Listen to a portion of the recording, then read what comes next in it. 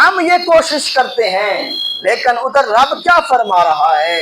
جب تک تم عمدہ پیسے لگا کر عمدہ چیز نہیں خریدو گے اس وقت تک تم نیکی کو نہیں پا سکتے۔ حضرات، ہماری یہ خواہش ہونی چاہیے کہ ہم کس کو یہ چیز دے رہے ہیں، کس کے نام پر چیز دے رہے ہیں۔ وہ مالک جو سب کا رب ہے، سب کو پالنے والا ہے، کوئی بات اس سے چھپی ہوئی نہیں ہے، ہر چیز اسی کی عطا کرتا ہے، اسی کی عنایت کرتا ہے۔ تو پھر بندہ اس کے نام پر اعلیٰ چیز نہ دے تو پھر بندے پہ شومی قسمت ہے، بندے کی اپنی خرابی ہے کہ دے کس کو رہا ہے اور دے کیا چیز رہا ہے۔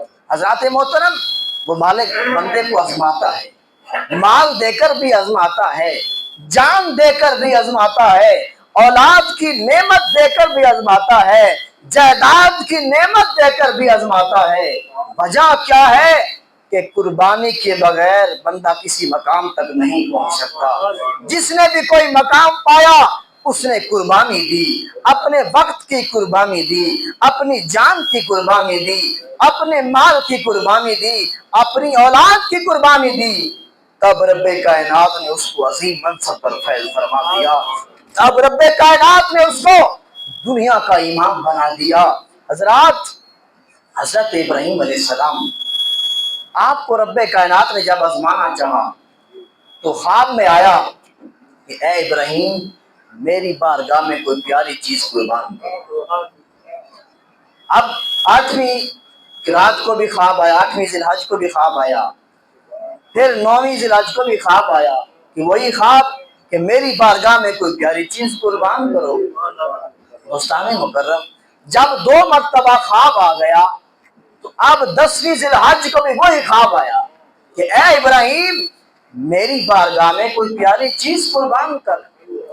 اب حضرت ابراہیم علیہ السلام اللہ کے خلیل ہیں، اللہ کے دوست ہیں، اللہ کے برگزیدہ نبی ہیں، اللہ کے بہت قریبی دوست ہیں۔ حضرات، آپ نے گھر میں دیکھا کہ اور تو کوئی پیاری چیز ہے نہیں، مال کو دیکھا، برتنوں کو دیکھا، پیسوں کو دیکھا، جائیداد کو دیکھا، بکریوں کو دیکھا، کوئی پیاری چیز نہ ملی، لیکن پھر ذہن میں خیال آیا کہ مجھے سب سے محبت تو اپنے بیٹے سے ہے، میں سب سے زیادہ محبت اپنے بیٹے اسماعیل سے کرتا ہوں، یہی اللہ کو سب سے پیارا ہوگا۔ حضرات، آپ نے پھر حضرت حاجرہ کو کہا اس کو تیار کراؤ، اس کو سرما لگاؤ، اس کی اچھی طرح تیاری کرواؤ تاکہ میں اس کو ساتھ لے جاؤں۔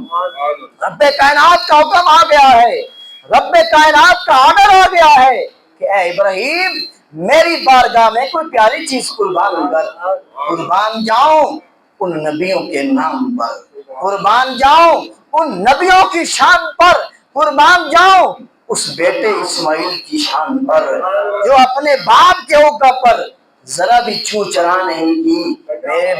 میرے باپ، مجھے کہاں لے کے جا رہے ہو؟ کس مقصد کے